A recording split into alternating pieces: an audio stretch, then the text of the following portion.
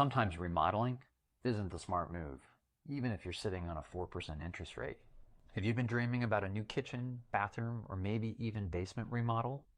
But have you been putting off that remodel because you're thinking either it's too expensive, may not add to the value of your home, or not sure if you should move into a new home?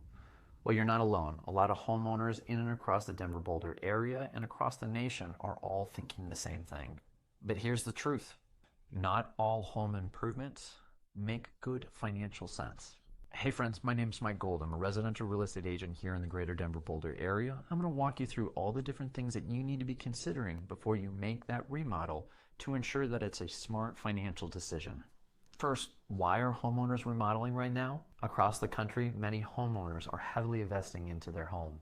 Specifically, the number is close to $522 billion by the end of 2026.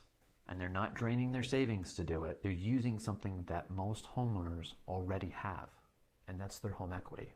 Right now, home equity is at an all-time high, and for many homeowners, the interest rate that they have is at an all-time low, making homes extremely affordable and ultimately a home improvement project that's not paid with just cash a little bit more appealing.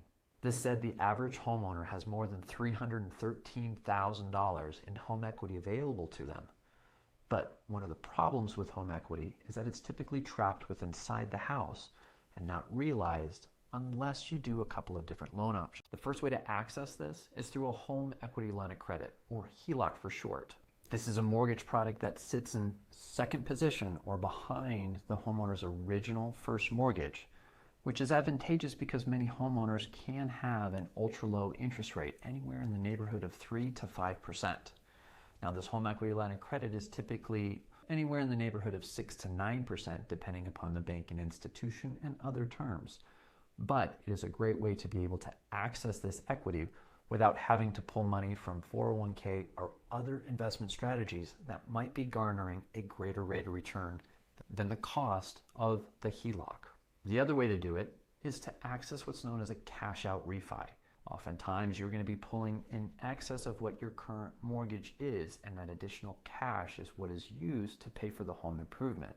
Now, this may not be the best strategy because more than likely the interest rate that you'll get today is going to be significantly higher than if you had your mortgage at least seasoned for the last, say, 5 to 10 years. As we'll discover in a little bit more, the other way to access your home equity is simply to sell the home and to utilize that equity to buy a home that has the improvements that you're otherwise looking to get. Now, this is where a great real estate agent can come into play and be a valuable tool and resource for you. This is why you should talk to your residential real estate advisor and what I do for my clients in and across the Denver Boulder area.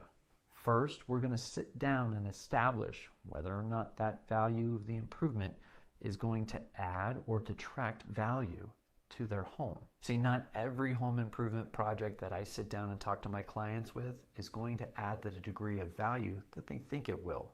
Historically, projects such as kitchens, bathrooms, and here in our local marketplace, refinishing a basement is going to have the greatest opportunity of providing most of that back.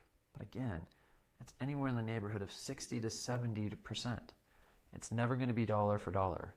The only improvements that historically have done the best over the course of time are improvements such as flooring and paint. Now, the other question that I get asked all the time is whether or not significant improvements should be done to get the home on the market to sell. Again, the only repair that you can do that has the greatest opportunity of having an equal rate of return is flooring and paint. However, significant remodeling projects, kitchens, bathrooms, basements, are never going to give you that dollar for dollar rate of return. So doing those improvements only makes sense if the home is incredibly dated.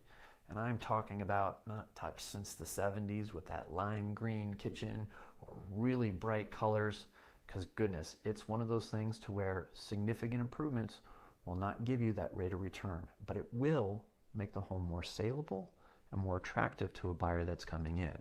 So now going back to the issue at hand, should you remodel or should you sell? In many cases, remodeling is not the best option. Oftentimes, a smart pricing strategy to where a would-be buyer is willing to make those repairs would be more prudent. especially if you're going to make these investments and expect to get every dollar back out. Additionally, if you're planning on making a major remodel because you're thinking it's going to add value when you sell a couple years down the road, it might be more prudent just to wait and to keep that money in the bank or not do a home equity line of credit. When is it better not to remodel? When a smart pricing strategy can be put in place to allow a would-be buyer to take over those improvements themselves. Second, when the costs are not going to be able to be recovered, or at least not in an adequate time period. And lastly, if you're thinking of making a major remodel now to help the home be more saleable in the future, that time horizon needs to be significantly longer than just a couple of years. Now, the other question that you should be thinking about is, should we make a remodel or should we move? And here are the tips in which that I give my clients. Remodel if you love your location but don't need improved functionality. Move if the cost of the repair is going to be significantly higher than it would be to move up, even with the increase in purchase price and potentially interest rate than you're currently at. The key is having a good plan and good numbers. So how to make the right move for you? Remember, it isn't just about remodeling. It's about making a smart financial decision. You need to understand your home's value, the equity, how much that equity is going to cost you, and your options. This is exactly what I do for my clients in and across the Denver Boulder area. So again, if you're thinking about remodeling or just want to explore your options, let's talk. I can help you understand your home's value, the different interest rates and HELOC opportunities that are available to you, other options that might be available for you to move into to understand what the numbers look like for the remodel in contrast to a move. And most importantly, provide a clear map for you to make the smartest financial decision.